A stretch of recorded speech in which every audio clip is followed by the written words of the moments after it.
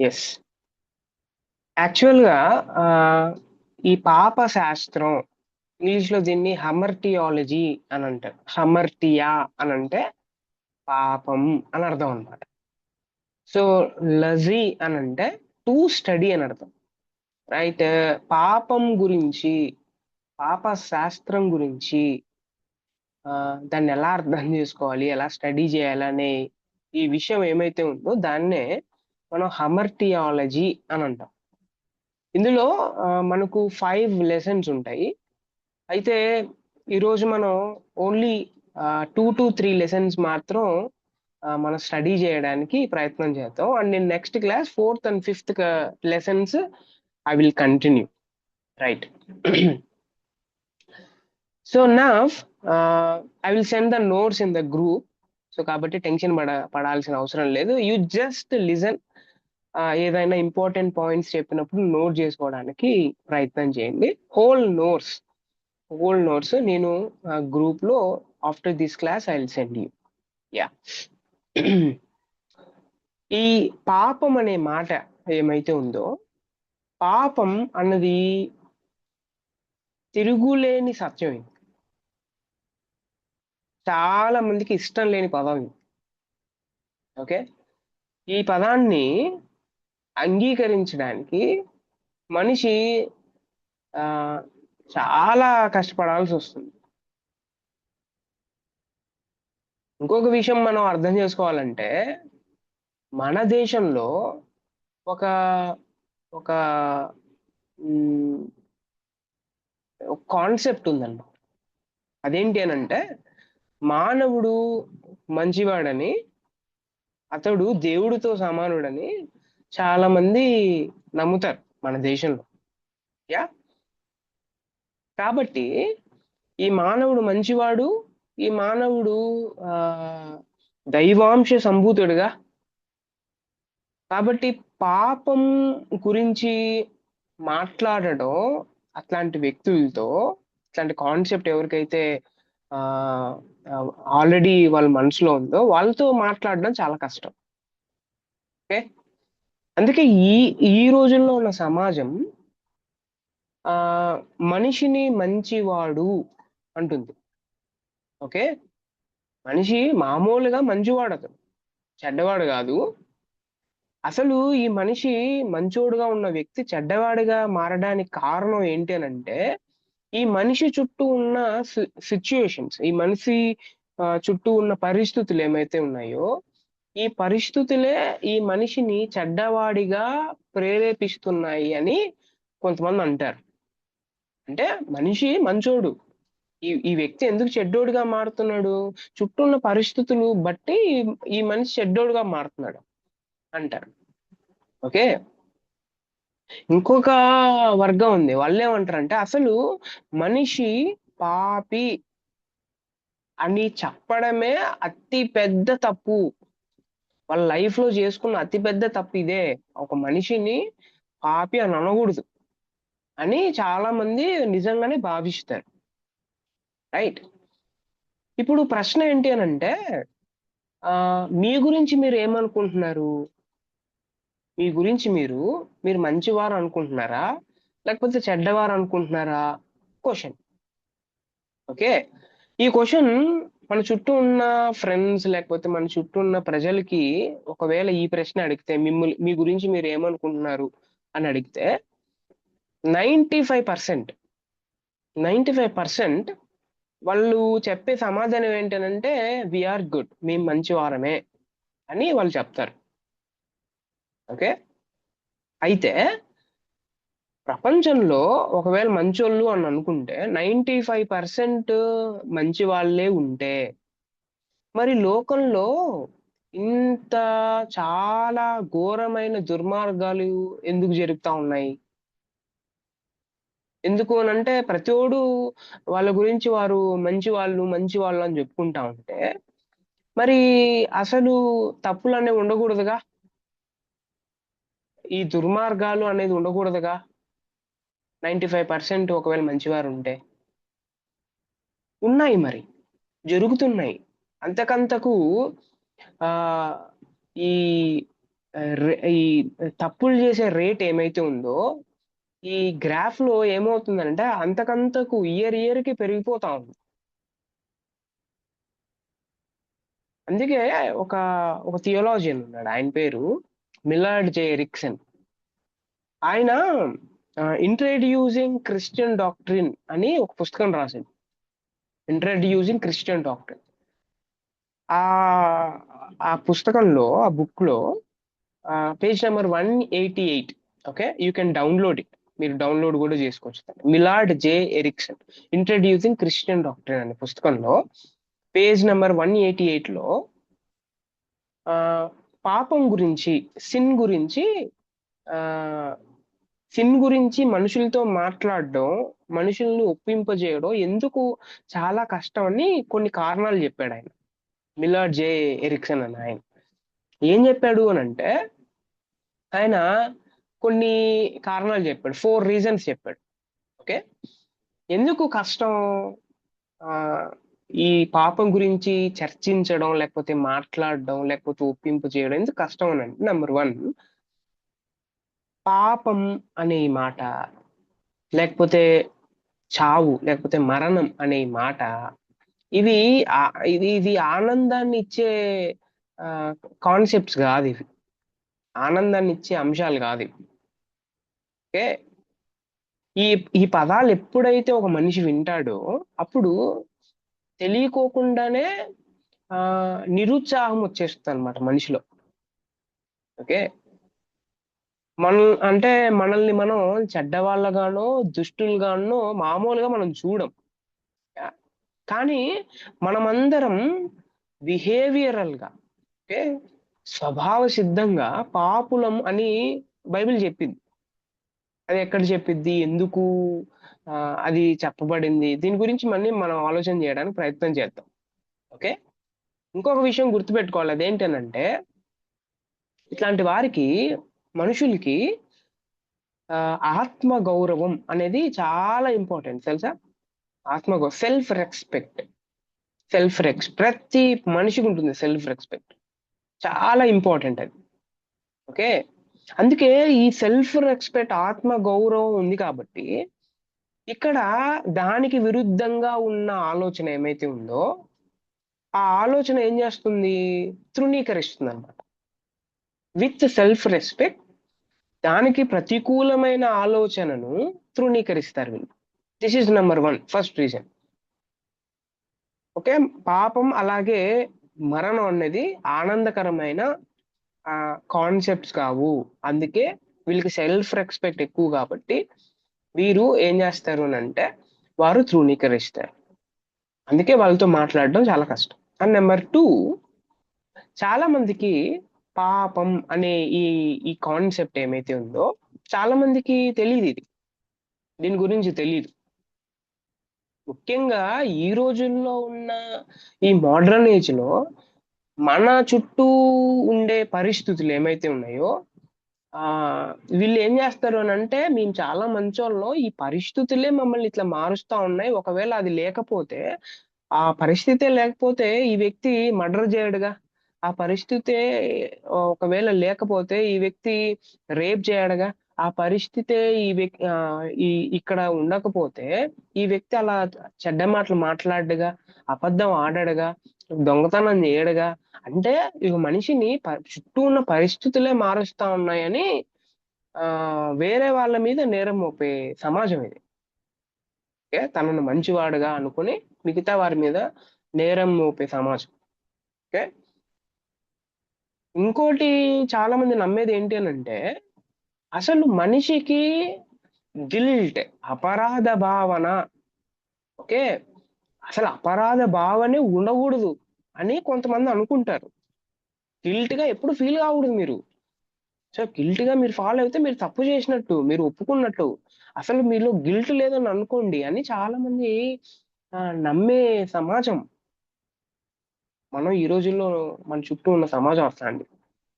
Okay, number 3 ఏంటంటే Ericsson ఏం చెప్తాడు అంటే, చాలా మంది ప్రజలు పాపం అనే అంశాన్ని గురించి అర్థం చేసుకోలేకపోతున్నారు.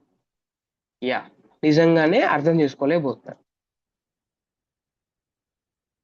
మ్మ్, వాళ్ళకి ఏం తెలియదు అని అంటే, పాపం అనేది ఒక అంతరంగ శక్తి అని, ఓకే, అది ఒక సహజమైన స్థితి అని, మనిషికున్న సహజమైన స్థితి అని.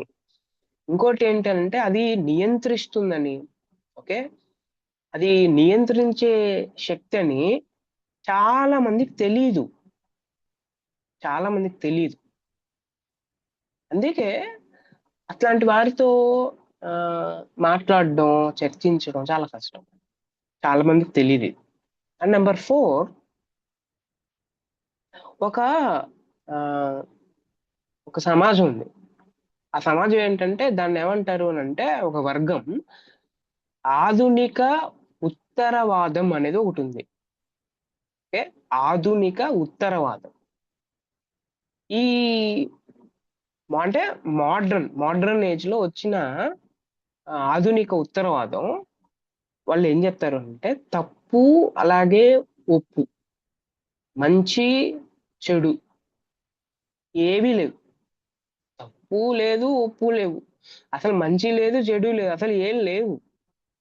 అసలు అబ్జల్యూట్ అబ్జల్యూట్ ట్రూత్ అనేది లేదు అని చెప్తారు. సత్యం అనేది లేదన్నమాట. నో అబ్జల్యూట్స్ అని చెప్తారు. వాళ్ళు ఏం చెప్తారు అని అంటే, ఇది మంచి, ఇది చెడు అని ఒక మనిషి ఎందుకు చెప్తున్నాడు మళ్ళీ అని ప్రశ్న అడిగితే వాళ్ళు ఏం చెప్తారు తెలుసా? వాళ్ళు ఏం చెప్తారంటే, అది మనిషి ఆ విషయాన్ని చూసే కోణంలో దాన్ని బట్టి ఉంటుందంట. నేనున్నాను అనుకోండి, ఏదైనా మంచి, నాకు మంచి అనిపించింది, మీకు చెడు అని అనిపించింది అనుకోండి. ఆ, నాకెందుకు మంచి అనిపించింది ఇది? నాకెందుకు అనిపించింది అంటే, నేను చూసే ఆ దృష్టి ఉందిగా, నేను చూసే కోణం ఉందిగా, దాన్ని బట్టి అది మంచి అని. ఓకే, ఆ మిగతా వాళ్ళకి చెడు అని అనిపించిందిగా, మీరు చూసే ఆ కోణాన్ని బట్టి అది చెడుగా మారింది అని వాళ్ళు చెప్తారు. ఓకే, ఇంకోటి ఏంటంటే, ఆ కేవలం వ్యక్తులు, సొసైటీస్, ఈ ఈ వ్యక్తులు, సొసైటీసే, అంటే సమాజమే మంచి చెడులను నిర్ణయిస్తాయి అని వీళ్ళ నమ్మకం. ఇది మంచి, ఇది చెడు అని చెప్పేది ఎవరు అని అంటే, పర్సనల్స్, ఓకే, పర్సన్స్, వ్యక్తులు, లేకపోతే చుట్టూ ఉన్న సమాజం నిర్ణయిస్తుంది అనమాట ఇది మంచి అని చెడు అని. ఓకే అని వాళ్ళు భావిస్తారు. అందుకే పాపం గురించిన ఆ ఆ బైబిల్ బోధన ఏమైతే ఉందో దాన్ని చాలా మంది వ్యతిరేకించడానికి కారణం దీస్ 4 రీజన్స్. ఈ 4 రీజన్స్ ఖచ్చితంగా మనందరికీ తెలియాలి.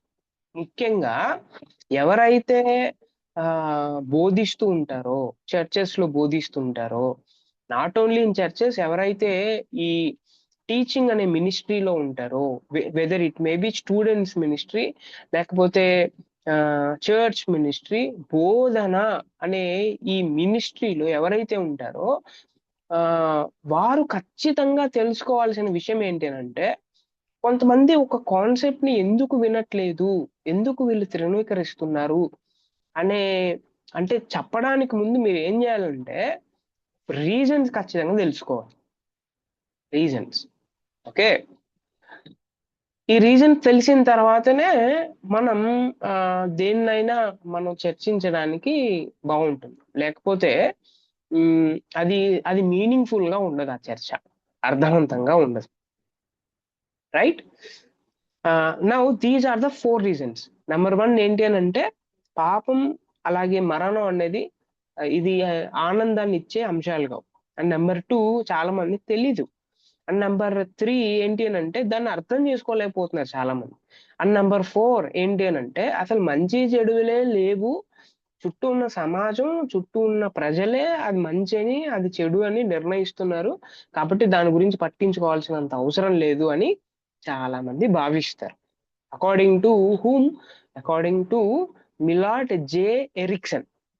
ఓకే, ఇంట్రడ్యూసింగ్ క్రిస్టియన్ డాక్ట్రిన్ అనే పుస్తకంలో ఆయన రాస్తాడు. ఈ రీజన్స్ అన్ని చదివిన తర్వాత నిజంగానే చాలా మందికి తృణీకరిస్తున్నారు. ఎందుకు అని అంటే మనం ఎవరితో అయితే మాట్లాడుతున్నామో వారు ఖచ్చితంగా ఈ 4 పాయింట్స్ లో ఖచ్చితంగా ఏదో ఒక పాయింట్ దగ్గర ఆగిపోయి ఉంటారు. రైట్? అందుకే మనం చర్చించేటప్పుడు చర్చ అనేది వాదనగా ఉండకూడదు. వాదనగా ఉండకూడదు. ఓకే? అది ఎలా ఉండాలి అని అంటే అది ఆ అది వారు ప్రశ్నించుకునేటట్టుగా ఉండాలి. ప్రశ్నించుకోవాలన్నమాట వారు. ఓకే? సో అది ఒక ఎన్లైట్మెంట్ గా ఉండాలి. ఓకే? డార్క్నెస్ లో నుంచి వెలుగులోకి వస్తే ఎలాగైతే ఫీల్ అవుతారో అలా ఉండాలన్నమాట చర్చ. ఆర్గ్యుమెంట్ లాగా ఉండకూడదు. ఆర్గ్యుమెంట్ లో ఏం జరిగిద్ది, ఒకరు గెలుస్తారు, ఇంకొకరు ఓడిపోతారు. అలా ఉండకూడదు. సో ఇద్దరు గెలవాలి. ప్రశ్నించే నువ్వు, చర్చించే నువ్వు గెలవాలి, అలాగే వినే ఆ వ్యక్తి కూడా గెలవాలి. ఇద్దరిని ఇద్దరిని ఆ గెలిపించాలి. ఇది గుర్తుపెట్టుకోవాలి. అది మీనింగ్ఫుల్ ఆర్గ్యుమెంట్, లేకపోతే అది ఆర్గ్యుమెంటే కాదు. యా. సో నెక్స్ట్ మనం ఫస్ట్ లెసన్ లోకి వెళ్తున్నాం. ఫస్ట్ లెసన్ లో మనం ఏం నేర్చుకుంటాం అంటే డెఫినేషన్ ఆఫ్ సిన్ అనే విషయాన్ని నేర్చుకుంటాం. Definition of sin. Right? So నేను పంపించే క్లాస్ నోట్స్ లో ఈ డెఫినేషన్స్ అన్ని చాలా క్లియర్ గా ఉంటాయి. You take xerox, it will be very useful for you. Yeah. Definition of sin, దాని గురించి ఎక్స్ప్లెయిన్ చేయడానికి ప్రయత్నం చేస్తాను. వెస్ట్ మిన్స్టర్ క్లుప్తా. ఓకే? వెస్ట్ మిన్స్టర్ క్లుప్తా. ఓకే? వెస్ట్ మినిస్టర్ అనే ఒక క్వశ్చనేర్ ఒకటి ఉంది. క్వశ్చనేర్. ఓకే? దాంట్లో పాపం గురించి ఇలా డెఫినేషన్ ఉంది.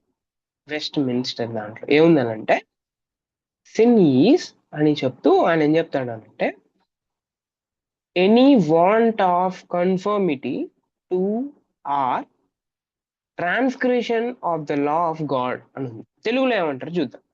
ఇది ఇంగ్లీష్లో. Any want of conformity to or transgression of the law of God.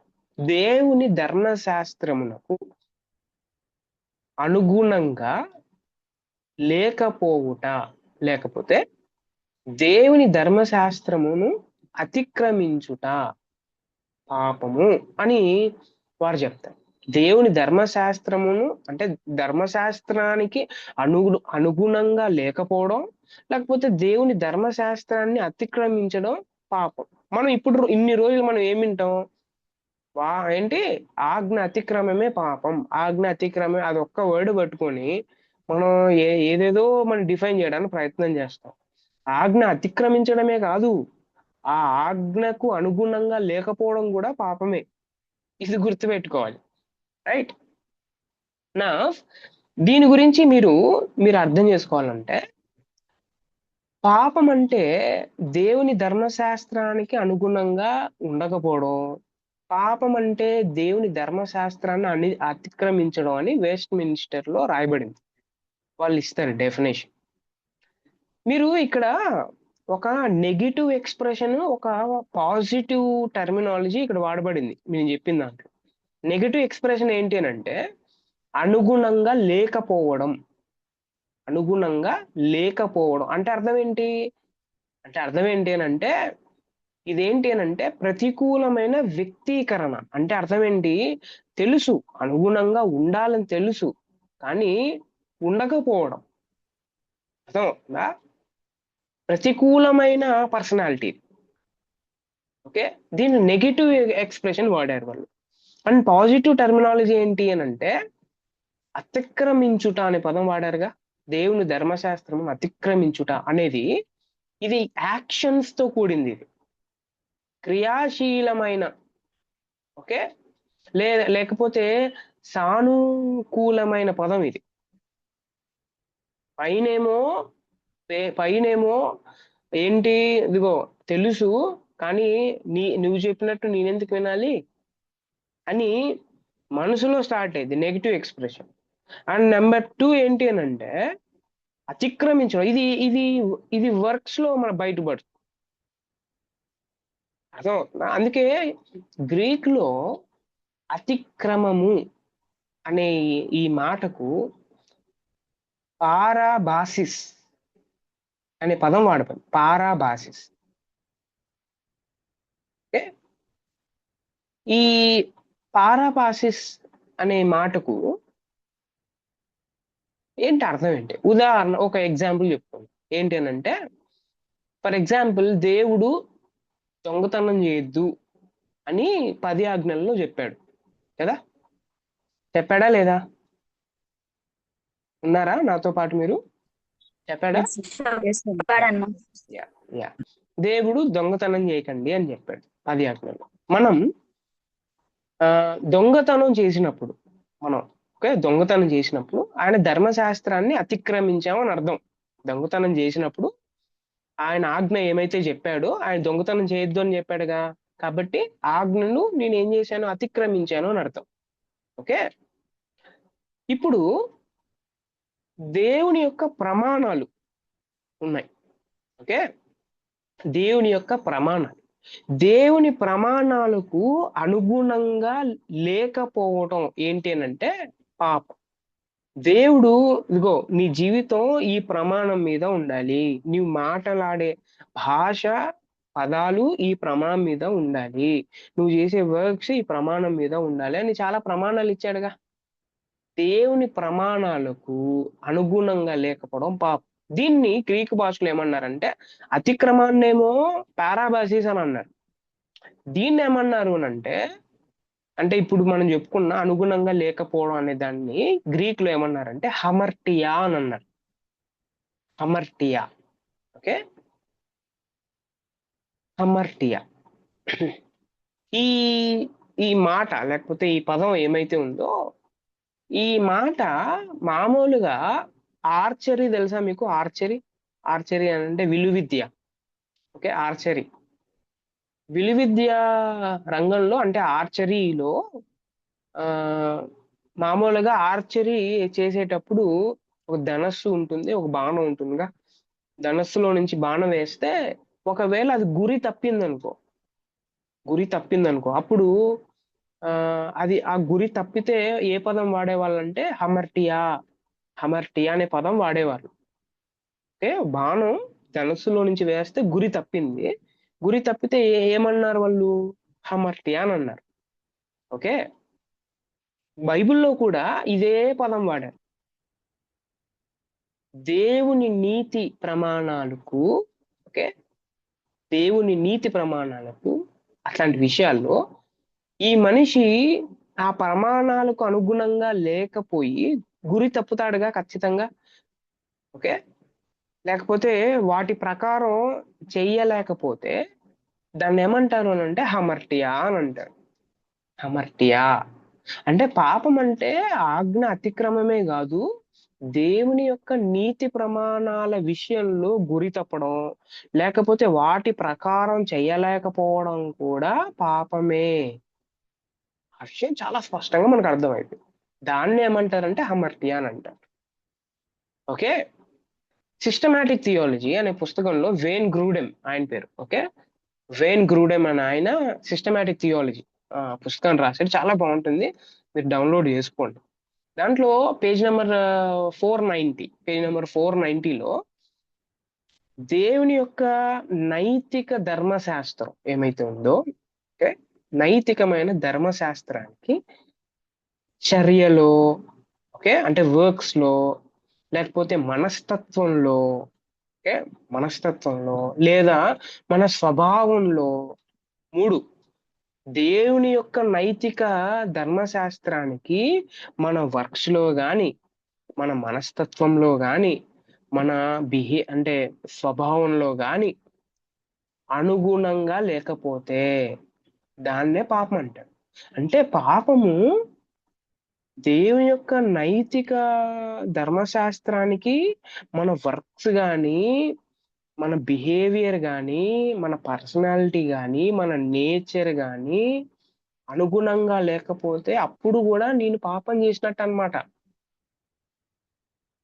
పాపం అంటే కేవలం వర్క్స్ కే ముడి పెట్టకండి, అది మనస్తత్వానికి కూడా చెందింది, అది స్వభావానికి కూడా చెందింది. రైట్, అందుకే దేవుడి యొక్క, ఇప్పుడు ఫర్ ఎగ్జాంపుల్ దేవుడు ఆ ఆ ఏంటి అబద్ధం ఆడద్దు అని చెప్పాడు అనుకోండి, అబద్ధం ఆడద్దు. అది దేవుడు మనకిచ్చిన ప్రమాణం. ఓకే, నైతికమైన ప్రమాణం. ఇప్పుడు నేను వర్క్స్ లోనే కాదు, నేను మనసులో ఆ ఏం కాదులే, ఇప్పుడు అబద్ధం ఆడొచ్చు, తర్వాత వెళ్ళి నేను సారీ అడిగితే దేవుడు క్షమిస్తాను మనసులో అనుకుంటానుగా, అది కూడా సిన్ అన్నమాట. అర్థమవుతుందా? That is also a sin. Wayne Grudem చాలా ఎక్సలెంట్ చెప్తారు. అందుకే ఎగ్జామ్ అర్థం కావడానికి మనందరికి చర్య అనే పదం వాడంగా మనం, చర్యలో కానీ మనస్తత్వంలో కానీ అలాగే స్వభావంలో కానీ. చర్యలు అనే మాట వస్తే దొంగతనం, ఓకే, చేయకూడదు. నరహత్య చేయకూడదు. అబద్ధం ఆడకూడదు. ఇవన్నీ ఏంటి అని అంటే ఇవన్నీ చర్యలకు సంబంధించింది. మనస్తత్వానికి సంబంధించింది ఏంటో తెలుసా? 10 ఆజ్ఞల్లోనే ఉంటుంది. 10 ఆజ్ఞల్లోనే. ఓకే, మనస్తత్వానికి సంబంధించిందంటే నీ పొరుగువాన్ని ఆశించద్దు. ఆశ పుట్టేది లోపలేగా. కోప్పడద్దు, ద్వేషం ఉంచకూడదు, మోహించవద్దు. ఇవన్నీ లోపలే పుట్టేది మనస్తత్వం అయితే. ఓకే, స్వభావం గురించి మాట్లాడితే మీరు రోమిలకు రాసిన పత్రిక 5వ అధ్యాయం 8వ వచనం చదివినా, లేకపోతే ఎఫెసీలకు రాసిన పత్రిక 2వ అధ్యాయం 3వ వచనం చదివినా, ఓకే, మనిషి ఏమీ తలంచకుండా, మనిషి తన మనసులో కూడా తన బ్రెయిన్ లో కూడా ఏమీ తలంచకుండా, ఏ చర్య చేయకుండా నిద్రిస్తున్నప్పుడు కూడా తన స్వభావంలో పాపం ఉంది అని అక్కడ చెప్పబడింది. అసలు ఏం పని చేయకోకుండా, ఏం తలంచుకోకుండా కూడా పడుకున్నప్పుడు ఆ వ్యక్తి ఆలోచన చేసే ఆలోచనలు ఉన్నాయి కదా, దాంట్లో కూడా సిన్నే ఉంటుంది. ఎందుకంటే మంచి ఆలోచన చేయడుగా. Okay, this is nature. Okay, మీరు 1 జాన్ 3:4 చదివిన అక్కడ ఉంటుంది ఆజ్ఞ అతిక్రమమే పాపం. ఆజ్ఞ అతిక్రమం అంటే ఏంటి? ఆజ్ఞ అతిక్రమం అంటే ఏంటి? దేవుని మీద తిరుగుబాటు చేయడం. దేవుని మీద తిరుగుబాటు చేయడం అనమాట. నేను ఆజ్ఞను అతిక్రమిస్తున్నానంటే అర్థం ఏంటో తెలుసా? నేను దేవుని మీద తిరుగుబాటు చేస్తున్నాను అనేది గుర్తుపెట్టుకోవాలి మనం. ఓకే,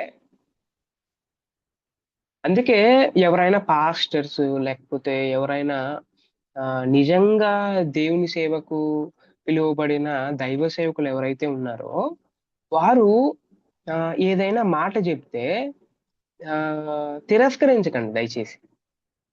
ఓకే, తిరస్కరించకండి. They are talking behalf of God. దేవుని పక్షాన వాళ్ళు మాట్లాడుతున్నారు. నేను అందరి గురించి మాట్లాడట్లేదు. నేను నిజంగా దేవుని యొక్క సేవకు పిలువబడిన వాళ్ళ గురించి మాట్లాడుతున్నాను. ఓకే, వారు చాలా హార్డ్ వర్క్ చేసేవాళ్ళు, కరెక్ట్ ఇంటర్ప్రిటేషన్ చేసేవాళ్ళు ఎవరైతే ఉన్నారో నేను వారి గురించి మాట్లాడుతున్నాను. Okay, so if you are against that person, okay, so అప్పుడు ఇండైరెక్ట్ గా ఆ వ్యక్తి మీద మీరు తిరుగుబాటు చేస్తున్నట్టు కాదు, మీరు ఆ వ్యక్తిని పిలుచుకున్న దేవుడి మీద తిరుగుబాటు చేస్తున్నారు. అది గుర్తుపెట్టుకోవాలి. Okay, right. మీరు రోమన్స్ 1 చాప్టర్ 18th వర్స్ చదివితే అక్కడ ఇంకొక మాట ఉంటుంది. అదేంటంటే దేవుని పట్ల మరియు మానవుని పట్ల చేసే తప్పుడు చర్యలు ఏమైతే ఉన్నాయో అవి పాపం. మనం ఎప్పుడు పాపం అంటేనే ఇది దేవుడికి సంబంధించింది, దేవుడికి తిరుగుబాటు చేస్తే, దేవునికి నచ్చని పని చేస్తే అది పాపం అని అనుకుంటాంగా. తప్పులేదు, అది పాపమే. అది ఇంకొక విషయం కూడా ఉంది. ఇంకోటి ఏంటంటే మన చుట్టూ ఉన్న మనుషుల పట్ల కూడా చేసే తప్పుడు చర్యలు అది కూడా పాపమే. ఓకే, అంటే నా పక్కనోన్ని నేను అసహించుకుంటే, నా పక్కన వ్యక్తికి నేను ద్రోహం చేస్తే that will come under sin. అది కూడా పాపం కిందకే వస్తుంది. ఇది గుర్తుపెట్టుకోవాలి. ఓకే, ఇంకొక విషయం కూడా ఉంది. ఇంకొక విషయం కూడా ఆలోచన చేద్దాం. అదేంటి అని అంటే ఈ పాపం అనేది it is a principle in man. మానవంలో ఉన్న సూత్రం ఇది. ఓకే, మానవంలో ఉన్న సూత్రం ఇది, ప్రిన్సిపల్. ఓకే, అందుకే పాపం అనేది ఆ, ఇది ఇది చర్య కాదు. ఇది చర్యగా ఆలోచన చేయడానికి కాదు ఇది. ఓకే, పాపం కేవలం ఒక చర్య కాదు, అది మానవుల్లో ఉన్న సూత్రం. గలతీయులకు రాసిన పత్రిక 3వ అధ్యాయం 23వ వచనంలో, హెబ్రీలకు రాసిన పత్రిక 3వ అధ్యాయం 13వ వచనంలో, రోమిలకు రాసిన పత్రిక 7వ అధ్యాయం అలాగే 23వ వచనం అలాగే 25వ వచనంలో ఈ వచనాలను చదివితే మానవుల్లో ఉన్న సూత్రము పాపం అని చెప్పబడింది. It is a principle in that. And next ఏంటి అని అంటే sin of omission, sin of commission అని రెండు ఉన్నాయి. ఓకే, చెయ్యవలసినవి చెయ్యకపోవడం పాపం. ఓకే, చెయ్యకూడనివి చెయ్యడం పాపం. చెయ్యవలసినవి సిన్ ఆఫ్ కమిషన్, ఏవైతే మనం చెయ్యాలో అది చెయ్యకపోతే పాపం. ఏవైతే చెయ్యకూడదో అది చేస్తే పాపం. మనం కరెక్ట్ రెండో దాంట్లో ఉంటాం. ఏవైతే చేయకూడదో అవి చెయ్యం, యా, పాపంలో లేం. అయితే ఏవైతే చెయ్యాలో అవి చేయంగా, అది పాపం అన్నమాట. ఇండైరెక్ట్లీ మనకు అర్థమైంది ఏంటి అని అంటే మనం పాపంలో ఉన్నాము, మనకు పాపం గురించి సరిగ్గా అర్థం కావట్లేదు. మనకు అసలు మనం పాపం చేయట్లేదు, మనం బాగా వర్షిప్ చేస్తున్నాం, బాగా కానుకలు ఇస్తున్నాం, అసలు నేను పాపమే చేయట్లేదు అని అనుకుంటా అనే భ్రమలో ఉండకండి దయచేసి. ఆ భ్రమలో ఉండకండి దయచేసి. ఇన్ని ఉన్నాయి పాపం గురించి మనం అర్థం చేసుకోవాల్సింది. చర్యలో, మన మనస్తత్వంలో, మన నేచర్లో దేవుని నైతిక ధర్మశాస్త్రానికి అనుగుణంగా లేకపోవడం పాపం. మనం చర్యలో చేయం, కానీ మనస్తత్వంలో ఉందిగా, మన నేచర్లో ఉందిగా. ఇది ఎవరికి అర్థం కావట్లేదు.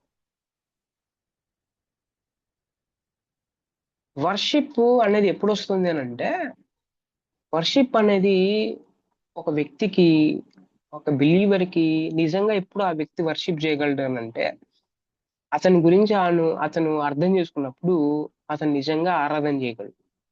అతని పాపని అర్థం చేసుకున్నప్పుడు, మనస్తత్వంలో, నేచర్లో, అతని చర్యలో పాపం ఉందని తెలిసినప్పుడు ఆ వ్యక్తి ఖచ్చితంగా ఆరాధన చేయగలడు. భూమి మీద పాపము లేనివాడు అన్నవాడు ఎవరు లేరు. ఓకే, చర్యలో చేయకపోవచ్చు, కానీ మనస్తత్వంలో అట్లాంటివి కోరికలు లేకపోతే ఆశ ఉండొచ్చు.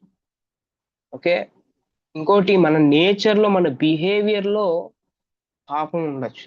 ఇది మనం గుర్తుపెట్టుకోవాలి. అందుకే sin is the principle of the human being. ఇది మనం గుర్తుపెట్టుకోవాలి. వెయిన్ గ్రూడెమ్ ఆయన సిస్టమాటిక్ థియాలజీ అనే పుస్తకంలో రాశాడు. This is all about the definition of sin. Yeah, and we are going to move forward in second lesson. ఇంతవరకు అర్థమైందా? డెఫినేషన్ ఆఫ్ సిన్ క్లారిటీ ఉందా? ఎస్ అన్న. యా, నా ఇన్ సెకండ్ లెసన్ మనం ఓల్డ్ టెస్ట్మెంట్ లో అలాగే న్యూ టెస్ట్మెంట్ లో పాపం గురించి ఎలాంటి పదాలు రాయబడ్డాయి ఇది మనం ఆలోచన చేయాలి. ఎందుకనంటే మనం ప్రతిసారి పాపం అనే పదం కనబడితేనే అది పాపము, మిగతా వాళ్ళ పాపాలు కాదు అన్నట్టుగా మనం చూస్తాం. అదే దట్ ఈస్ అవర్ లిమిటేషన్ అనమాట. కానీ ఓల్డ్ టెస్ట్మెంట్ లో పాపం గురించి ఎలాంటి పదాలు రాయబడ్డాయి చూద్దాం. ఓకే, ఫస్ట్ మనం హీబ్రూ భాష, ఎందుకంటే పాత నిబంధన గ్రంథం హీబ్రూ భాషలో రాశారు కాబట్టి హీబ్రూ భాషలో పాపానికి కొన్ని పదాలు వాడారు. నెంబర్ 1 చెప్తున్నా. నెంబర్ 1 ఏంటంటే రాహ్ అనే పదం వాడబడింది. రాహ్, రా. ఓకే, రా. ఈ ఈ ఈ రా అనే మాటకు చెడు, లేకపోతే దుష్టం, ఓకే, లేకపోతే ఆహ్లాదము కానిది, లేకపోతే విపత్తు, లేకపోతే హాని, లేకపోతే తప్పు అనే అర్థాలు ఉన్నాయి. ఇన్ని అర్థాలు ఉన్నాయి చూడండి మీరు. ఓకే, చెడు, ఓకే, దుష్టత్వము, లేకపోతే ఆహ్లాదం కానిది, లేకపోతే విపత్తు, లేకపోతే హాని, తప్పు, ఇన్ని పదాలు ఉన్నాయి. ఏ దానికి? రా అనే పదానికి. ఇది ఓల్డ్ టెస్ట్మెంట్ లో వాడబడింది. ఓకే, ఇంకొకటి ఏంటి అని అంటే హీబ్రూ భాషలో 623 వర్సెస్ లో 623 వచనాల్లో ఈ మాట, ఓకే, కేవలం 623 వచనాల్లో ఈ మాట 663 సార్లు వాడబడింది. ఓకే, ఎగ్జాంపుల్ ఆదికాండం 2వ అధ్యాయం 9వ వచనంలో, అలాగే 17వ వచనంలో, అలాగే 3వ అధ్యాయం 5వ వచనంలో, అలాగే 22వ వచనంలో ఈ పదం రా అనే పదం వాడబడింది. ఓకే. అందుకే మీరు ఏదైనా బైబిల్ గురించి అధ్యయనం చేయాలనుకుంటా ఉంటే మీరు బ్లూ లెటర్ బైబిల్ అనే ఒక యాప్ ఉంది బైబిల్లో. ఓకే, మొబైల్లో అది ఉంటుంది blue letter Bible. Blue letter బైబిల్లో మీకు కావాల్సిన ట్రాన్స్ లిటరేషన్, అలాగే మీనింగ్స్, వర్డ్ లో ఉన్న మీరు ఏదైనా వచనం గురించి అర్థం చేసుకోవాలనుకోండి, ఇంగ్లీష్ లో ఉంటుంది అది. దాని మీద మీరు క్లిక్ చేస్తే ప్రతి వర్డ్ కి హీబ్రూలో అర్థం వస్తుంది, లేకపోతే గ్రీక్ లో అర్థం వస్తుంది. పదాలు, వర్డ్స్ కి అర్థాలు వస్తాయి. ఏ వర్డ్ నేను తీసుకోవాలి అది కూడా చాలా క్లియర్ గా ఉంటుంది. యు అర్థం చేసుకోవాలనుకున్న వాళ్ళు, ప్రిపేర్ కావాలనుకున్న వాళ్ళు బ్లూ లెటర్ బైబిల్ ని ఫాలో కావండి. It is very very useful. ఇంకోటి ఏంటంటే నెంబర్ ఆఫ్ ట్రాన్స్లేషన్స్ కూడా ఉంటాయి అన్నమాట. ఓకే. రా అనే మాట అక్కడ వాడబడింది, రైట్. ఈ మాట, రా అనే మాట కేవలం మనం నైతికంగా చెడు విషయాలకే పరిమితం చేయకూడదు. Okay, not for only moral values. Okay, హానికరమైన ప్రతి దానికి రా అనే పదాన్ని వాడాలి.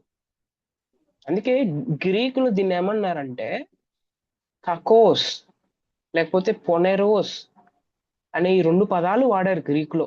కకోస్, పొనెరోస్, ఇదేనికి రా అనే పదానికి.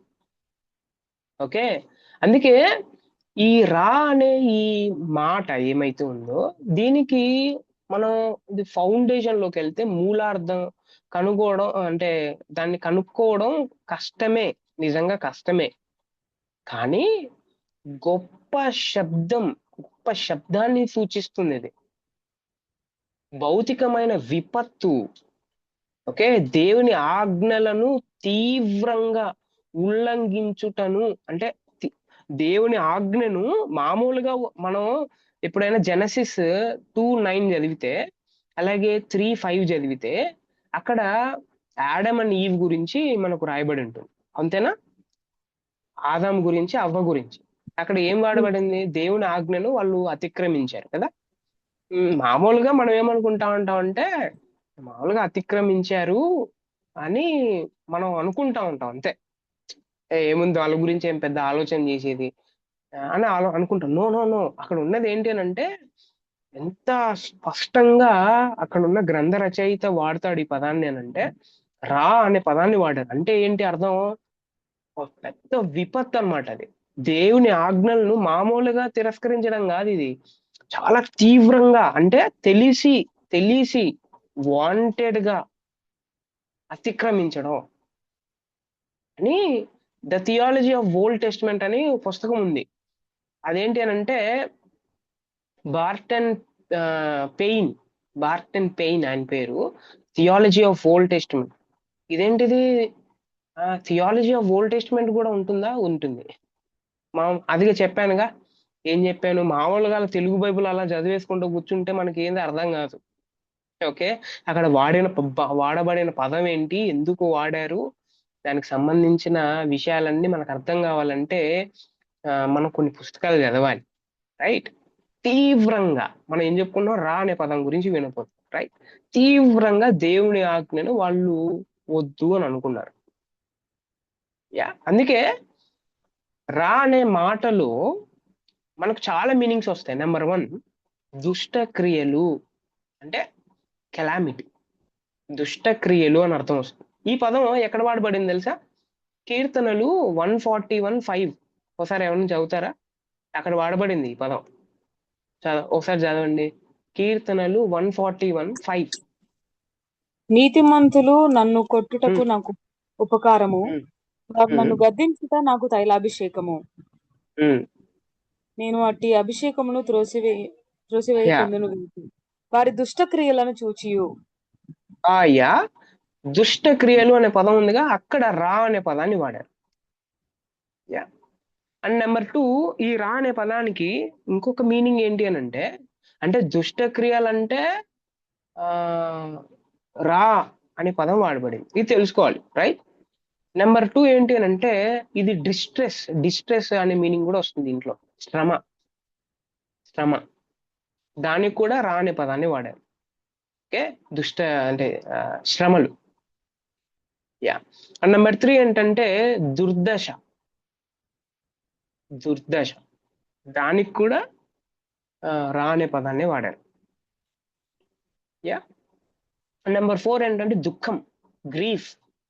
ఓకే, గ్రీఫ్ కూడా రా అనే పదాన్ని వాడారు. అండ్ నెంబర్ 5 ఏంటి అని అంటే బాధ, అఫ్లిక్షన్. బాధ కూడా రా అనే పదాన్ని వాడారు. నెంబర్ 6 ఏంటి అని అంటే కీడు, మిజరీ. దానికి కూడా రా అనే పదాన్ని వాడారు. నెంబర్ 7 దుఃఖము, దీనికి కూడా రా అనే పదాన్నే వాడారు. అండ్ నెంబర్ 8 ఏంటంటే ఆపత్తు, ట్రబుల్స్. ఓకే, దానికి కూడా రా అనే పదాన్ని వాడారు. ఓకే, సో ఇన్ని అర్థాలు ఉన్నాయి. అంటే ఇదేంటి అని అంటే కాన్సిక్వెన్సెస్ ఆఫ్ సిన్ ఏమైతే ఉన్నాయో ఆ సిన్కి ఈ పదాన్ని వాడారు అనేది మనం అర్థం చేసుకోవాలి. కెలామిటీస్కి, డిస్ట్రెస్కి, అడ్వర్సిటీకి, గ్రీఫ్కి, తర్వాత అఫ్లిక్షన్స్కి, సారోకి, ట్రబుల్స్కి, కి, మొత్తం ఈ పదాలన్నిటికీ వాడబడిన హీబ్రూ పదం ఏంటి అని అంటే రా. ఇవన్నీ హీబ్రూ మాటలో దీనికి ఉన్న తలంపులు. ఓకే, ఇంకొక మాటలో చెప్పాలంటే నైతికంగా సరికాని లేకపోతే హానికరమైనది. ఓకే, అదే రా అంటే. ఇప్పుడు ఫర్ ఎగ్జాంపుల్ దుష్టక్రియలు అనేది నైతికంగా అవి సరైనవేనా? నైతికంగా అవి హానికరమైందా? మీరు ఆలోచన చేస్తే అదే రా అంటే. అంటే ఇదేంటి, పాపానికి, పాపం అనే వర్డ్కి వాడబడిన పదం రా అనేది. అంటే దట్ మీన్స్ బాధ అనేది మీరు చూస్తే ఈవెన్ దట్ సారో ఆల్సో నైతికంగా సరికాంది. బాధ అనేది హానికరమైందేగా, అది కూడా రానే. అఫ్లిక్షన్, ఇతరులను బాధ పెట్టడం. ఓకే, సో అది కూడా రా కిందకే వచ్చింది. అందుకే దుష్టుడు ఎవరైతే ఉన్నారో తనకు తాను హాని చేసుకోవడంతో పాటు తనతోటి వారికి కూడా హాని చేస్తాడు దుష్టుడు. అదే రా. Okay, yeah. రా అంటే అర్థమైందిగా. ఎస్ అన్న. యా. నెంబర్ 2 ఏంటి అని అంటే హీబ్రూలో వాడబడింది. సో యాక్చువల్లీ ఓల్డ్ టెస్ట్మెంట్ లో చాలా వర్డ్స్ వాడబడినాయి, అవన్నీ నేను చెప్తాను. దాదాపు 8 వర్డ్స్ వాడబడినాయి పాపానికి. ఓకే, ఈరోజు మనం ఎంతైతే చెప్పుకోగలమో అది మనం చెప్పుకోవడానికి ప్రయత్నం చేద్దాం. నెంబర్ 2 రష అనే పదం వాడబడింది. రష, RASHA, రష. ఈ మాట ఏమైతే ఉందో రష అనే పదం బబులోను చెరక ముందు చాలా అరుదుగా వాడబడింది. ఇది ఇశ్రాయేల్ ప్రజలు బబులోన్ దేశానికి చెర పట్టుకోకపోకముందు చాలా వాడుకగా వాడబడిన పదం రష. తరచుగా ఈ పదం ఎక్కడ కనబడుతుంది తెలుసా? కీర్తనల గ్రంథం, హెచ్కేల్ గ్రంథంలో కనబడుతుంది ఇది రష అనే పదం. ఓకే, కీర్తనంలో అలాగే హెచ్కేల్ అట్లాంటి సాహిత్యంలో కనబడుతుంది. ఓకే, దీనికి సంబంధించిన అరామిక్ పదం కూడా ఉంది. రష అనే దానికి అరామిక్ పదం కూడా ఉంది. ఓకే, దీనికి అర్థం ఏంటంటే నెంబర్ 1 విడదీయుట అని అర్థం ఉంది దీనికి. విడదీయుట. ఓకే, లేకపోతే సడలుట అనే అర్థం కూడా వస్తుంది. ఓకే, అంటే అర్థం ఏంటంటే డిస్జాయిన్ అని అర్థం. ఎవరికైనా యాక్సిడెంట్ అయింది అనుకోండి, అప్పుడు డిస్జాయిన్ అయిపోతుందిగా, డిస్లొకేట్ అయిపోతుందిగా, ఉండవలసిన స్థానంలో కాక ఎముక వేరే ప్రదేశానికి వెళ్తే దాన్ని డిస్లొకేటెడ్ అంటారు కదా. కీలు తప్పుట, అదే అర్థం అనమాట. ఓకే, కీలు తప్పడం, లేకపోతే సరికాని విధంగా నియంత్రించబడుట. ఉండాల్సిన వాటి అంటే నియంత్రణలో కాక వేరే నియంత్రణలో ఉండడం కూడా రష. ఇంకోటి ఏంటంటే అబ్నార్మల్, అంటే అసాధారణం, దాన్ని కూడా రష అనే అని అంటారు. ఇంకోటి అంటే వికెడ్నెస్, దుష్టత్వం, దాన్ని కూడా రష అని అంటారు. ఓకే, అందుకే యోబు గ్రంథం మీరు 3వ అధ్యాయం 17వ వచనం చదివితే అక్కడ ఒక మంచి మాట ఉంటుంది, చదవండి ఒకసారి, చాలా బాగుంటుంది అది.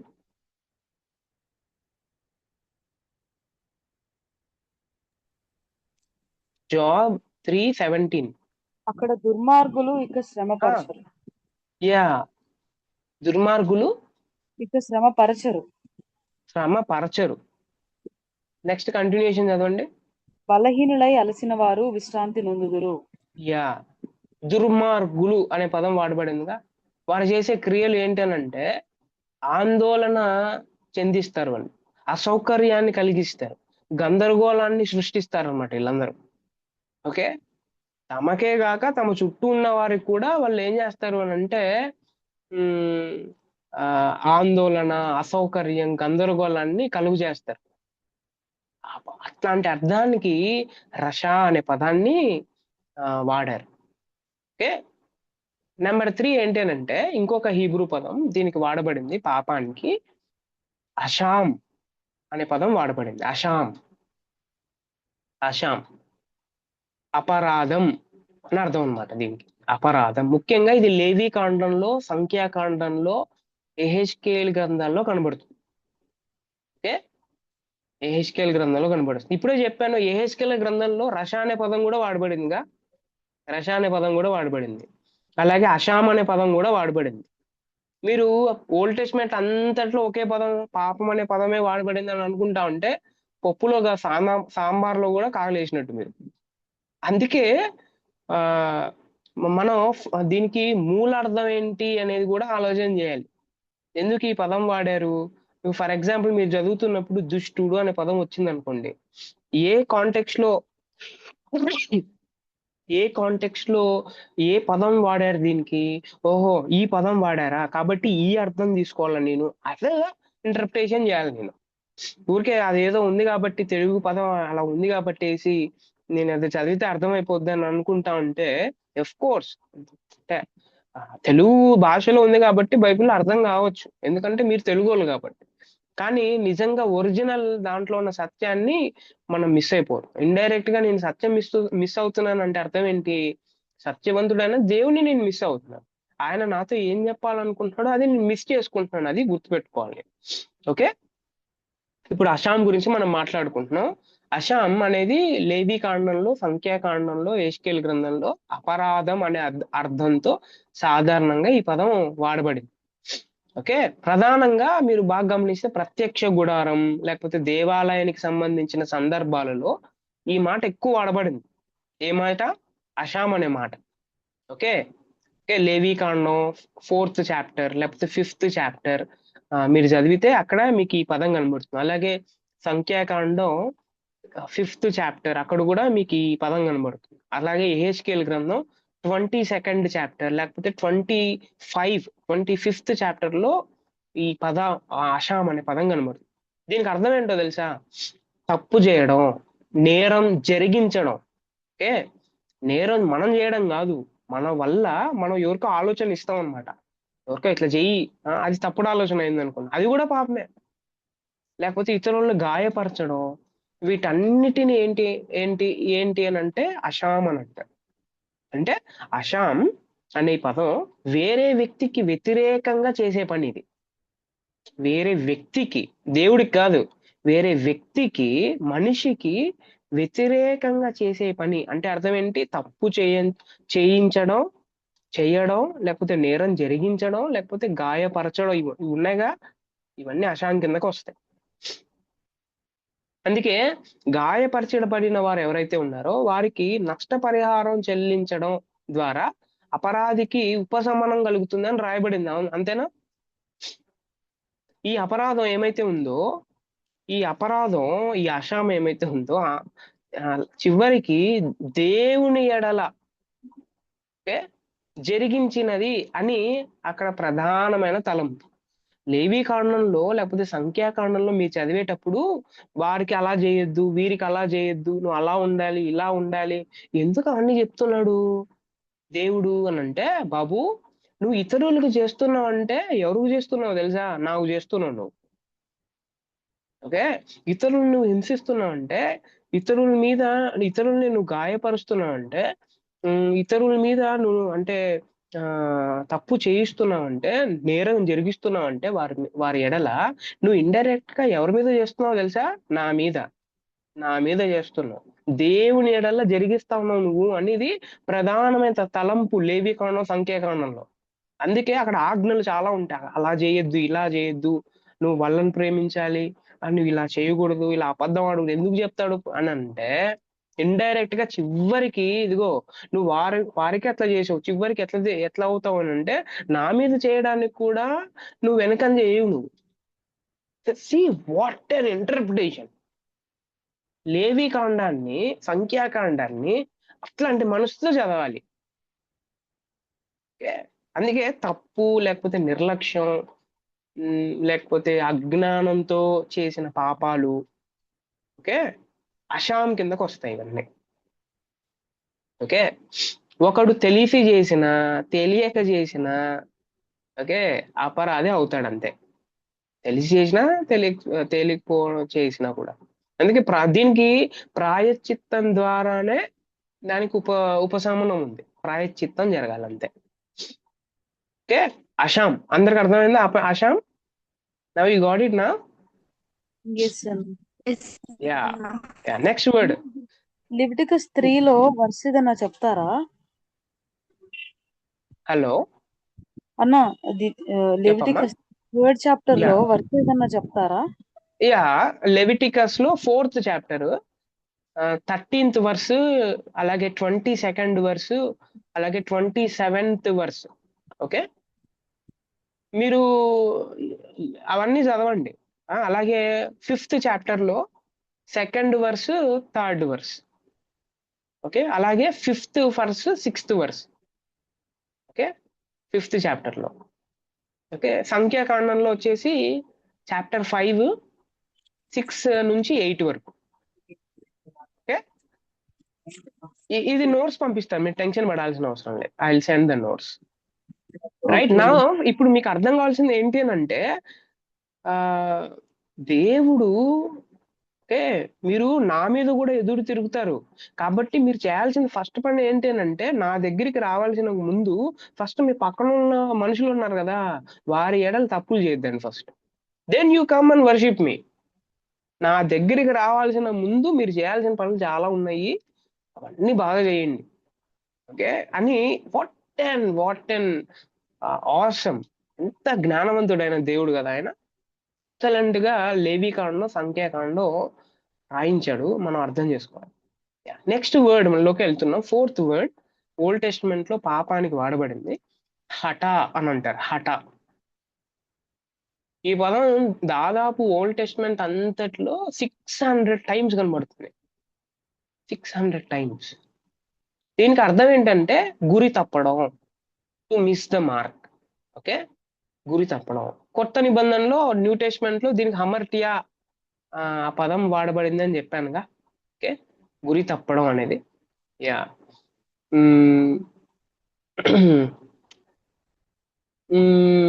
అంటే ఇంకోటి ఏంటంటే, ప్రమాణం ఏమైతే ఉందో ఆ ప్రమాణం నుండి తొలగిపోవడం, deviate from the norm.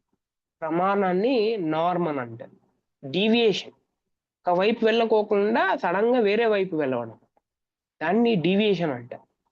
Okay, ఇది మీకు న్యాయాధిపతుల్లో 20వ అధ్యాయం 16వ వచనంలో కనబడుతుంది. ఓకే, 20వ అధ్యాయం 16వ వచనంలో హఠ అనే పదం. ఈ పదం చాలా చాలా రీతులుగా తర్జుమా చేయబడింది, ఇది ట్రాన్స్లేట్ చేయబడింది. తప్పిదం అని వాడబడింది, అతిక్రమం అనే వాడబడింది, హాని అనే అర్థం ఇచ్చేట్టుగా వాడబడింది, నేరం మోపడం అని వాడబడింది, పాతకం అంటే అఫెన్స్ అన్నమాట, ఇతరుల మీద చేసే అఫెన్స్, దానికి కూడా ఈ పదం వాడబడింది. ఇన్ని రకాలుగా తర్జుమా చేయబడింది హఠ అనే పదం. మిస్సింగ్ ద మార్క్ అన్నమాట. అంటే నైతికమైన చెడు, లేకపోతే విగ్రహారాధన, అలాగే కర్మకాండాల పాపానికి వాడారు ఈ పదం ఎక్కువగా. ఈ విగ్రహారాధనకు నైతికంగా చెడు ఉంటుందిగా దానికి, అలాగే కర్మకాండాల పాపానికి ఈ పదం వాడబడింది. అందుకే ఏ పదం దేనికి వాడారో తెలుసుకోవాలి మనం. ఇప్పుడు ఫర్ ఎగ్జాంపుల్ అతిక్రమం అనే పదం వాడబడింది అనుకో, ఈ అతిక్రమం ఎందుకు వాడారు? వీళ్ళు అతిక్రమం అంటే ఏ ఏ అతిక్రమం చేశారబ్బా వీళ్ళు అని మన క్వశ్చన్ వేసుకుంటే, ఓహో అక్కడ వీళ్ళు నైతికంగా చెడు చేశారన్నమాట. ఓహో అంటే విగ్రహారాధన చేశారన్నమాట. మనం తెలుసుకోవాలి అది. అందుకే ఇంటర్ప్రిటేషన్ అనేది అంత ఈజీ కాదు. ఇంటర్ప్రిటేషన్ అనేది చాలా కష్టం. కూర్చోవాల్సి వస్తుంది, మనం కొంచెం టైం ఇవ్వాల్సి వస్తుంది, మనం కొంచెం టైం తీసుకోవాల్సి వస్తుంది. వెంటనే అట్లా చదివేస్తేనే అర్థం కాదు. ఓకే, సో అలా అర్థం కాదు కాబట్టి ఇట్ విల్ టేక్ టైం పడుతుంది. సో మనం ఆల్రెడీ విన్నాంగా, బైబిల్లో ఉన్న ప్రతి వచనం దేవుని వాక్యం అయితే ప్రతి వచనం మనతో మాట్లాడాడు. ఓకే, ఇంకొకటి, నేను ఏదో సిచ్యుయేషన్ లో ఉన్నాను కాబట్టి దానికి సంబంధించిన వర్ష నాకు వస్తేనే అది దేవుని వాక్యం, మిగతావన్నీ దేవుని వాక్యం కాదు అనడానికి కాదు. నో, నా సిచ్యువేషన్ గురించి దేవుడు ఖచ్చితంగా మాట్లాడతాడు, కానీ ఫస్ట్ నా గురించి నేను తెలుసుకున్నప్పుడు, నేను ఎవరో తెలుసుకున్నప్పుడు, ఓహో ఈ సిచ్యువేషన్ కారణం ఇదే అనమాట అని నాకు అర్థమైపోతుంది. దాంట్లో నుంచి బయటికి రావడానికి దేవుడు సహాయం చేస్తాడు. Right, this is number 4. Number 5, ఆ ఓన్ అనే పదం వాడబడింది. ఆ ఓన్ దీనికి గిల్ట్, దీనికి కూడా అపరాధం అనే అర్థమే వస్తుంది, లేకపోతే దోషం, ఇనిక్విటీ. ఆ ఓన్ అంటే ఇనిక్విటీ, దోషము. ఇంకా మనం లోతుకెళ్తే వంకర అనేది కూడా దీనికి అర్థం. వంకర స్ట్రైట్ గా లేకుండా వంకరగా ఉండడం. ఓకే, దేవుని యొక్క నీతి, దేవుని యొక్క న్యాయం ఏమైతే ఉందో ఆ మార్గాలకి నుండి ఒక వ్యక్తి ఉద్దేశపూర్వకంగా వాంటెడ్ గా తొలగి వంకర త్రోవలలో నడవడం, దాన్నే ఆవోనంట దోషం. ఆరాధన చేయాలని తెలుసు ఒక వ్యక్తికి, కానీ ఉద్దేశపూర్వకంగా చెయ్యడుగా. ప్రేమించాలని తెలుసు, ఇతరులను క్షమించాలని తెలుసు, దేవునికి ఇవ్వాలని తెలుసు, మినిస్ట్రీలో పాల్గొనాలని తెలుసు, ఓకే, దేవుణ్ణి గౌరవపరచాలని తెలుసు, బూతులు మాట్లాడకూడదని తెలుసు. ఇవన్నీ తెలిసినా కూడా ఉద్దేశపూర్వకంగా వంకర త్రోవల్లో నడుస్తాడుగా, అదే ఆవోనంటే. ఆవోన్ దేవుని యొక్క నీతి మార్గాలకు, న్యాయమైన మార్గాలు ఉద్దేశపూర్వకంగా తొలగిపోవడం ఆవోనంట. ఈ పదానికి ఇంకొక పదం కూడా వాడబడింది, వంకరే ఒకటే కాదు, అన్యాయం అనేది కూడా వాడబడింది, అధర్మం అనేది కూడా వాడబడింది, భక్తిహీనత ఇది కూడా వాడబడింది ఆవునికి, కీడు ఈ పదం కూడా వాడబడింది, దుష్టత్వం, కొన్నిసార్లు దుష్టత్వం అనేది ఆవునికి కూడా వాడబడింది. ఇన్ని భావాలు ఉన్నాయి. ఓకే, అయితే ఇన్ని అర్థాలలో ప్రధానంగా మీరు చూస్తే దోషము అనే మాట వస్తుంది. ఈ పదానికి ఆవోనికి దోషం అనే మాట మనం అర్థం చేసుకోవచ్చు. అంటే సరి అయిన సత్యానికి, అంటే దాని నుండి ఉద్దేశపూర్వకంగా తొలగిపోతాడుగా, దాన్నే దోషం అని అంటారు. అంటే యథార్థత లేని. ఓకే, ఆవోన్ అంట. ఆ నెంబర్ 6 ఏంటి అని అంటే శాఖ. ఓకే, శాఖ అంటారు. ఓకే, శాఖ తప్పు చేయడం, లేకపోతే ఒక గొర్రె ఎలాగైతే తప్పిపోతుందో అలాగా తప్పిపోవడం శాఖ అంటారు. అంటే ఇంకో మాటలో చెప్పాలంటే ఇంకో పదం కూడా వాడబడింది, త్రాగుబోతులాగా, ఓకే, ఒక డ్రింక్ చేసిన వ్యక్తిలాగా దారి తొలగడం అనే అర్థం కూడా వస్తుంది. ఓకే, తాగుబోటు ఎలాగైతే తాగి ఇష్టానుసారంగా మాట్లాడతాడో, ఇష్టానుసారం ఎట్లా పడితే అలాగా తొలగిపోతాడో, అలాగా దారి తొలగపోవడం. ఇది యెషయా గ్రంథం 28వ అధ్యాయం 7వ వచనంలో వాడబడింది ఈ శాఖ అనే మాట. అంటే పాపానికి, ఓకే, పాపం అనే ఈ మాటకు సంబంధించినంత వరకు ఈ ఈ పద దాన్ని ఏమంటారు, ఈ పదం యొక్క కాన్సెప్ట్ ఏమైతే ఉందో, తొలగిపోయే ధోరణి, తొలగిపోయే ధోరణి, లేకపోతే తప్పులు చేయడం, లేకపోతే పొరపాటు చెయ్యడం, దాన్ని సూచిస్తుంది అనమాట శాగ అంటే. కొంతమంది అంటుంటారుగా, అదేదో వెంటనే తప్పు చేసేస్తున్నా, నేను ఉండాలనుకుంటున్నాను కూడా, నేను అట్లా చేసేస్తున్నాను అంటా ఉంటారుగా. చాలా మంది క్వశ్చనర్ లో, Q&A సెషన్స్ లో, పేపర్ లో రాసి ఇస్తా ఉంటారు ఎప్పుడైనా నేను వెళ్ళినప్పుడు. నేను అలా చేయాలనుకుంటున్నాను కానీ, ఉండాలనుకుంటున్నాను కానీ, నేను అసలు చేయలేకపోతున్నాను బ్రదర్, ఏం చేయమంటారు. That is a nature. Okay, తొలగిపోయే ధోరణి శాగ అని అంట. అనుకోకుండా చేసే తప్పులు ఉన్నాయిగా, మనం అనుకోకుండా కొన్ని తప్పులు చేస్తాం. అదేంటది, తప్పులు అనుకోకుండా చేస్తారా? అనుకోకుండా చేస్తారు, తెలిసి చేస్తారు, వాంటెడ్ గా చేస్తారు, ఉద్దేశపూర్వకంగా చేస్తారు. అసలు మనిషి ప్రిన్సిపల్ ఏంటి అని అంటే తప్పు చేయడం. అనుకోకుండా చేసే తప్పులు తెలియకోకుండా దాన్ని సూచించేది ఏంటి అంటే శాఖ. ఓకే, అందుకే పొరపాటు, ఆ అంటే పొరపాటు చేసిన వాడు ఎవరైతే ఉన్నారో, మనం అందరం పొరపాట్లు చేస్తాం. చెయ్యము అనే వాళ్ళు ఎవరైనా ఉంటే దయచేసి మీరు ఇక్కడ ఉండకండి, పరలోకానికి వెళ్ళిపోండి. ఓకే, ఖచ్చితంగా పొరపాట్లు చేస్తారు. అది మాటలు అయినా, లేకపోతే చేష్టల్లో అయినా. Nobody is perfect. Okay, nobody is perfect including me. Nobody is perfect. Okay, పొరపాటు చేసిన వాడు తన పొరపాట్లకు తానే బాధ్యుడు. ఓకే, అండ్ దాన్ని రెక్టిఫై చేసుకోవాల్సింది ఎవరు? మనమే. అర్థం నా ఇప్పుడు ఫర్ ఎగ్జాంపుల్, నేను ఏదైనా నా మాట ద్వారా పొరపాటు జరిగిందని అనుకోండి. నా మాట ద్వారా పొరపాటు జరిగిన తర్వాత నేను నా ప్రేయర్ రూమ్ లోకి వెళ్ళేసి, ప్రభువా నేను తప్పుగా మాట్లాడి క్షమించండి అని ఒక గంట సేపు, లేకపోతే ఒక 3 రోజులు, లేకపోతే 7 రోజులు ఉపవాసం ఉండి ప్రార్థన చేస్తే సరిపోదు.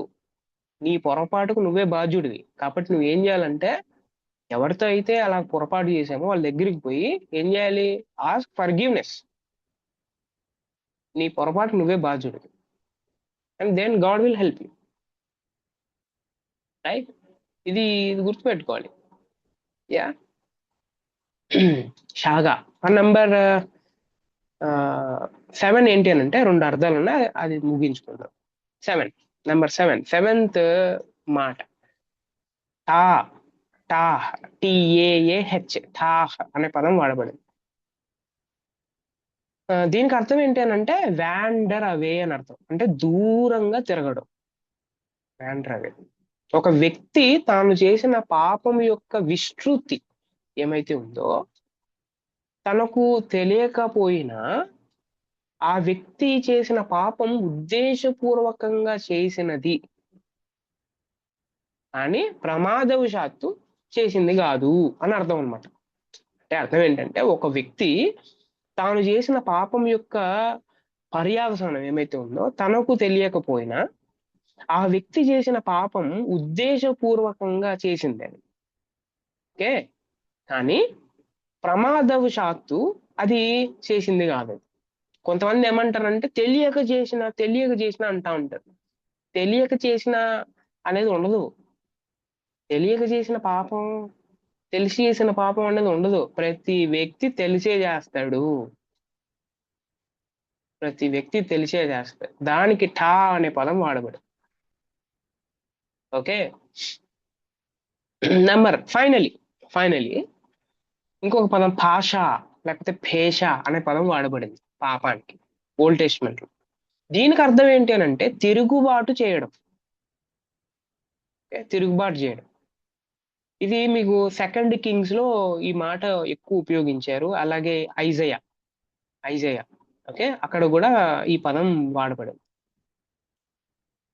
ఆ దీనికి అర్థం ఏంటో తెలుసా? పేష లేకపోతే భాష అనే దానికి హద్దు మీరడం, క్రాసింగ్ ద బౌండరీ, లేకపోతే అతిక్రమించడం, లేకపోతే మించిపోవడం. ఓకే, లేకపోతే తిరుగుబాటు చేయడం. కొన్ని సందర్భాల్లో హ్యూమన్ కింగ్స్, మానవుల యొక్క రాజులు ఉన్నారుగా, ఈ రాజు అంటే మానవుల యొక్క రాజులు ఫస్ట్ కింగ్ సెకండ్ కింగ్స్ లో అర్థమవుతుంది మీకు. ఈ సాధారణమైన రాజులకు వ్యతిరేకంగా తిరుగుబాటు చేయడం ఆ దాంట్లో కూడా పాష పేష అనే పదం వాడబడింది.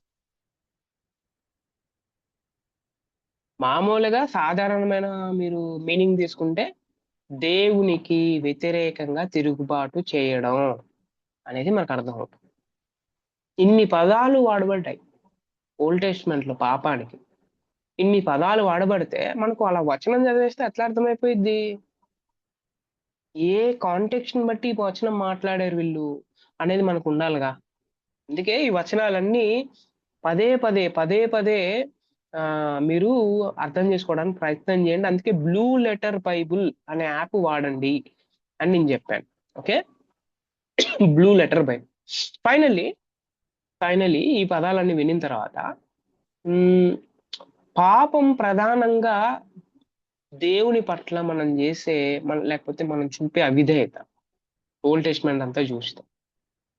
పాపం కేవలం గురి తప్పడమే కాదు, మిస్సింగ్ ద మార్క్ అనే అర్థం ఇచ్చేదే కాదు, సరికాని గురిని కొట్టుట. మీకు అర్థమైందా? గురి తప్పడమే కాదు, కొట్టాల్సిన గురి కాకోకుండా వేరే దాన్ని కొడతాంగా, అది కూడా పాపమే, ఉద్దేశపూర్వకంగా చేసిన పాపం. అక్కడ కూడా మనకు పాపం యొక్క వివరణ కనబడింది. అండ్ ఫైనలీ పాపానికి అనేక కోణాలు ఉన్నాయి. అందుకే ఓల్డ్ టెస్టిమెంట్ లో చాలా వర్డ్స్ వాడబడ్డాయి. పాపానికి చాలా కోణాలు ఉన్నాయి కాబట్టి, చాలా కార్నర్స్ ఉన్నాయి కాబట్టి, చాలా సైడ్స్ ఉన్నాయి కాబట్టి ఓల్డ్ టెస్టిమెంట్ లో ఇన్ని వర్డ్స్ వాడబడ్డాయి. ఓకే, సో ఇది మీకు అర్థం కావాలి అనేది కోరుకున్నాను. And next class new testament లో వాడబడిన పదాలు మనం చెప్పుకుందాం.